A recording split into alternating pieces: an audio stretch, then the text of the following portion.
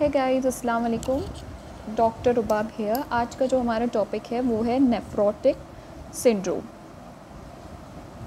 इसमें क्या होता है कि जो हमारे पास ग्लोमेरुला है, देखें तो कुछ इस तरीके का होता है। इसमें हमारे पास पड़े होते हैं टफ्ट ऑफ कैपिलरीज, सही है। उसकी क्या हो रही है, डिरेंजमेंट हो रही है किसी भी इम्यून कॉम्प्लेक्स की डिपोजिशन की वजह से क्या हो रही है, डिरेंजमेंट हो रही है किसकी, कैपिलरी वॉल की, पर्टिकुलरली पोडोसाइट्स के डैमेज की वजह से हमारे पास जो प्रोटीन है वो भी लॉस हो रहा है, प्रोटीन लॉस है। पोडोसाइट डैमेज हो गया, इसकी वजह से जो प्रोटीन है जो कि नॉर्मली पास नहीं होता था कैपिलरी से, वो पास हो जाएगा ईजिली क्योंकि उसकी परमिएबिलिटी बढ़ गई है।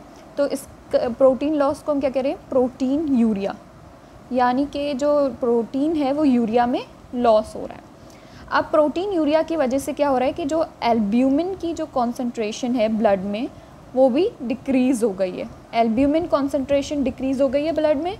इसके नतीजे में क्या हो रहा है, जो फ्लूइड्स है हमारे पास, प्लाज्मा, कोलॉइड, ऑस्मोटिक प्रेशर बढ़ गया है, ऑस्मोटिक प्रेशर बढ़ गया है। इसकी वजह से जो फ्लूइड्स हैं उसकी क्या होगी, एक्स्ट्रावेजेशन, कहाँ पे होगी, एक्स्ट्रावेस्कुलर स्पेसेस में हो जाएगी। इसके नतीजे में क्या होगा, एडेमा कॉज होगा हमारे पास।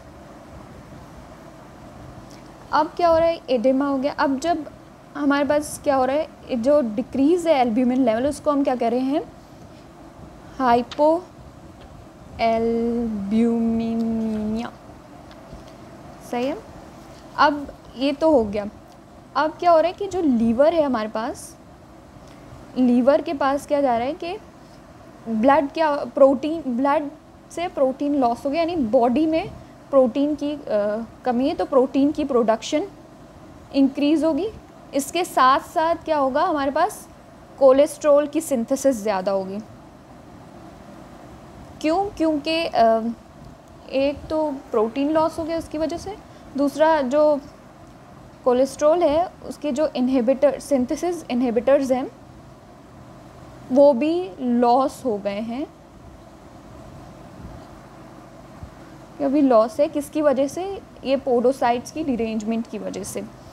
तो अब एक और कंडीशन आई हमारे पास, वो क्या है, हाइपर लिपिडीमिया।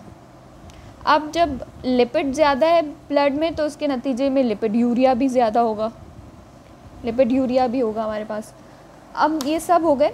अब क्या हुआ कि एक्स्ट्रावेजेशन हो गई ब्लड की, इसके नतीजे में जो हार्ट है हमारे पास, उसको सिग्नल्स गए कि कि जो है वो ब्लड फ्लो या वीनस रिटर्न जो है वो हार्ट का, वो क्या है, कम हो गया है।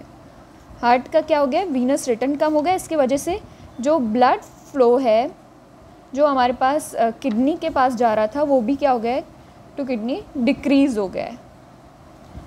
इसके नतीजे में blood flow to kidney decrease हो गया। इसके नतीजे में क्या होगा, डिक्रीज़ हो गया। इसके नतीजे में रीनिन रिलीज़ करेगा, कौन, रीनिन कौन रिलीज़ कर रहा है हमारे पास, किडनी रिलीज़ कर रहा है। अब रीनिन के रिलीज़ की वजह से फर्दर जो वाटर और सॉल्ट है या सोडियम है वो क्या होगा, रिटेंशन होगा, इंक्रीज़ हो जाएगा। सोडियम की रिटेंशन इंक्रीज़ हो रही है और फिर वो क्या कॉज कर रहा है, जनरलाइज्ड एडेमा, जिसे हम क्या कह रहे हैं, एनासार्का। एक क्या दिख रहा है, प्रोटीन यूरिया, दूसरा हाइपो एल्बिनीमिया, तीसरा जनरलाइज्ड एडेमा, और चौथा hyper lipidaemia and lipid urea. जो प्रोटीन यूरिया है वो क्या है, ग्रेटर देन 3.5 ग्राम्स पर 24 आवर्स, और हाइपो एल्बुमिनिया हमारे पास कितना हो रहा है, लेस देन 3 ग्राम पर डेसीलीटर है। होप सो आपके समझ में आ गया होगा ये टॉपिक। अब जो अगला टॉपिक है उसमें हम देखेंगे नेफ्रोटिक सिंड्रोम के प्राइमरी एंड सेकेंडरी लीजन। सही है। प्राइमरी में हमारे पास क्या आ रहा है, focal segmental glomerulosclerosis minimal change disease.